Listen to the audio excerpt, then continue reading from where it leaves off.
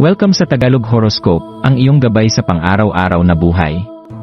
Dito, hatid namin ang iyong horoscope araw-araw. Alamin kung ano ang naghihintay para sa iyo sa pag-ibig, trabaho, kalusugan, at swerte. Samahan kami para mas maunawaan mo ang mensahe ng universo para sa iyong araw. Huwag kalimutang mag-subscribe, i-like ang aming mga video, at i-share sa iyong mga kaibigan. Simulan natin ang araw ng may inspirasyon mula sa mga bituin.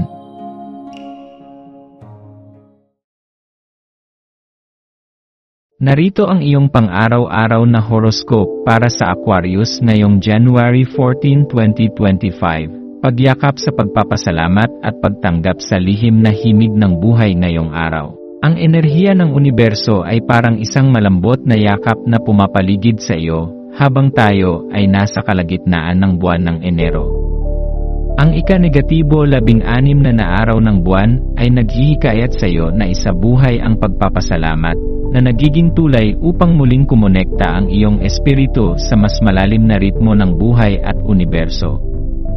Habang dumadaan ka sa araw na ito, panatilihing bukas ang iyong puso at isipan, sapagkat may mga nakatagong kababalaghan na nag-aantay upang magbukas at maghatid ng inspirasyon sa iyong buhay.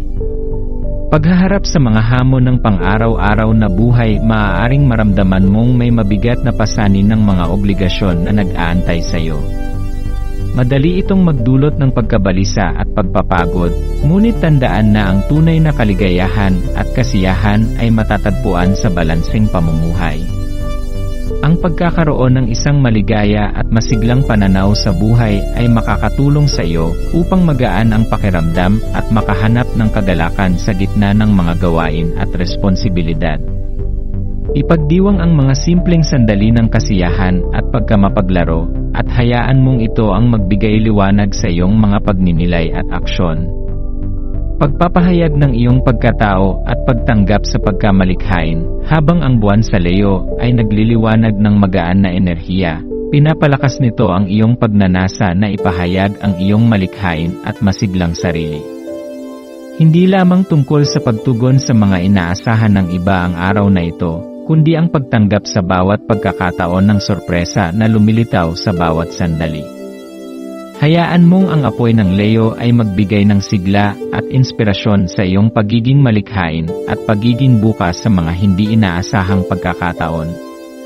Ang mga magagandang bagay ay nagsisimula sa pagnanasa na matuto at sumubok ng bago, kaya't hayaan mong ang iyong kasiglahan sa buhay ang magdala sa iyo ng mga kamangha-manghang kaganapan.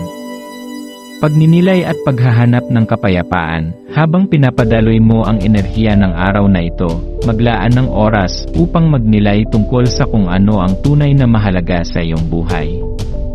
Minsan, sa kabusihan ng buhay, nakakaligtaan natin ang mga bagay na nagbibigay saysay at kasiyahan sa ating kalooban.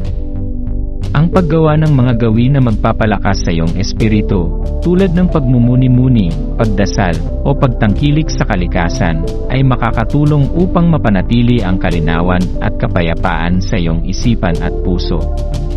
Sa pamamagitan ng pagpapasalamat, hinuhubog mo ang landas na tatahakin, at nagiging daan ito para makapag-umpisa ng mga bagong karanasan na puno ng posibilidad. Pagbuo ng mas magandang kinabukasan habang ang araw ay patuloy na lumilipas. Alalahanin mo na ang pagyakap sa mga pagkakataon ng sorpresa at pagbabago ay nagbibigay daan sa mas malalim na pagpapahalaga sa iyong sarili at sa mga bagay na iyong pinahahalagahan. Sa bawat hakbang na gagawin mo, simula sa mga simpleng aksyon hanggang sa mga malalaking desisyon, ikaw ay lumalapit sa iyong sariling natatanging kinang at kabighanyan. Huwag matakot magbukas ng pinto para sa bagong mga karanasan, sapagkat sila ang magdadala ng makulay na posibilidad at magbibigay gabay sa iyong landas. Ang mga maliliit na hakbang ngayon ay magiging daan patungo sa isang mas maliwanag at mas matagumpay na bukas.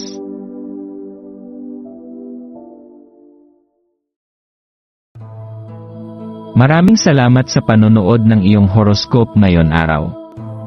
Naway gabayan ka ng mga bituin sa iyong landas. Huwag kalimutang mag-like, share, at subscribe para sa iba pang cosmic na kaalaman. Hanggang sa muli, manatiling konektado sa universo.